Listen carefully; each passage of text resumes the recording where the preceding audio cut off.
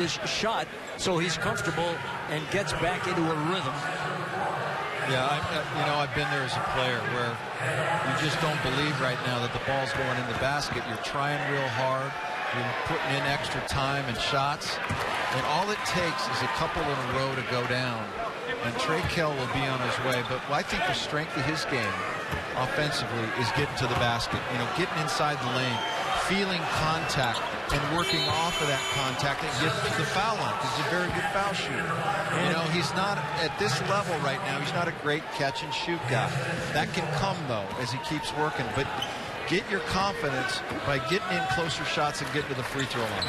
And knowing that he doesn't have point guard responsibility is going to help him also. That was a great burden last year as a freshman. That's a lot to ask. And he had so much freedom when he was playing for Mike Hopp there at St. Augustine. I think sometimes he almost feels like he's in a closet out there, and he's got to, can't try to do too much. And, Brad, I totally agree with you. The thing that I like about him, he's able to get into the lane. He's got good head and shoulder fakes. He's got a good, strong upper body, not afraid to initiate a little contact. Exactly. He plays off of contact so well, and he's got to go back to that strength and rely on that right now, especially as he's trying to find himself offensively. Richardson comes all the way through the lane, but he was bumped before he got the shot away, and that one will go against Angelo, I believe.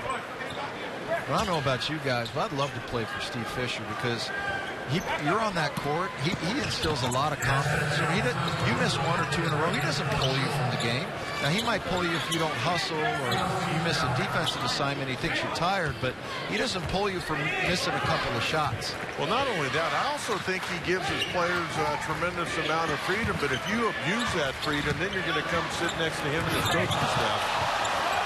How about that block? Comes all the way over. That was Hensley, the point guard freshman. Oh, do it! That was something sweet.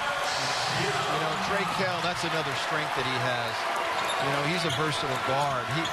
He's really a good playmaker. I mean, we saw that last year when he was at the point guard position, but I mean, he can play make. That was Cheatham at the other end. He's not going to get cheated on that shot. He can really rise up. I kind of got the crowd going again, that dunk. Got me going. There's Dunklin. Carry in half hook. That's Angelo Chol changing another shot. There they go again. They try and get that ball started around, but they really concentrate. Wow, backdoor. Here's an athlete. And Cheatham a little slow coming off the pine. We were talking a lot about Malik Pope and his struggles offensively, but bringing that ball up the court, he looked like a magician with it when he dumped it off to Cheatham. Oh, he's super skilled. He really handles the ball well. Malik Pope and Cheatham. Zylan's okay. It looked like he may have landed on his hip. Not a lot of meat on that hip either. Yeah, he came down. Player was underneath him a little bit. He came down awkward. Boy, he's 6'9", 215. Doesn't look that heavy. They recover nicely, but the trap is on, and they take the ball away from Dunklin.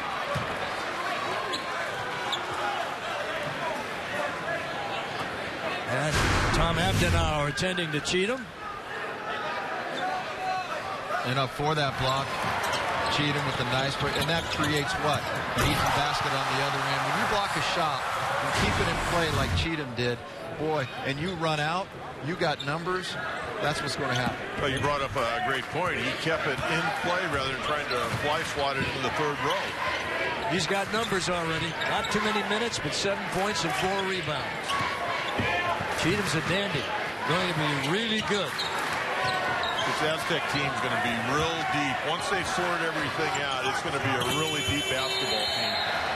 Violation on the shot clock at 30 seconds. Dunklin had to force it. He missed everything but the floor on that one. Yeah, your point is well taken there, Coach. And I think when you see this team in January, you're going to be really amazed at how much they've melded and come together.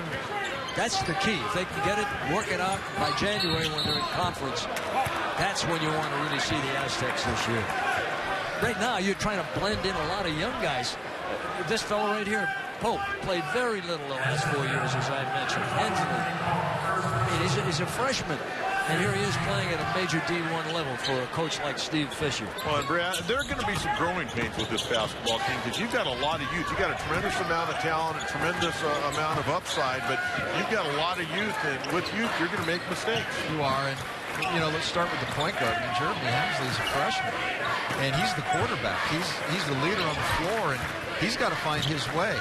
And you never give a young player an excuse, oh, you're young, don't worry about it. I mean, he's got to grow up quickly for the Aztecs to be good. That was a sweet fake. And out of it with 2 points, that was Trevor English. English, by the way, outstanding three-point shooter. We haven't seen it tonight, but in the last game, he made 5 of 7 outside the line. Right back, countering with a 3. Again, out of penetration, post feed. Angelo Chol doesn't like it at the block. What does he do? He locates Jeremy Hemsley, who again had great shot preparation, coach, on the footwork for that jump shot. Well, the other thing Angelo did a good job of, he was very patient down on the low post. Lambert on the miss. Volleyball time. Chol trying to challenge Dunklin in a crowd. That's a 6-footer there going against up all that tall timber. And man, oh man, he's strong, and he put it down. A little update on Zylan Cheatham, who just went out. A little thigh bruise, but likely to return, coming from Aztec Media Relations Director Mike May. That's Ben Perez. He's 6'3", live and sinewy. Perez from San Marcos. Yeah, San Marcos High. Went to the Air Force Academy prep school for a year. Dunklin with a dish off. Not able to convert on that one was Richardson, the 6'8" junior from Temecula. Aztecs move that ball around. They get that offense going. Boy, there's no stagnation. That's what I'm enjoying to watch, because you see that, people standing around, you give the defense all kinds of time to get over and help. I have to believe that was one of the point of emphasis tonight by Steve Fisher and the coaching staff. The other night, a little too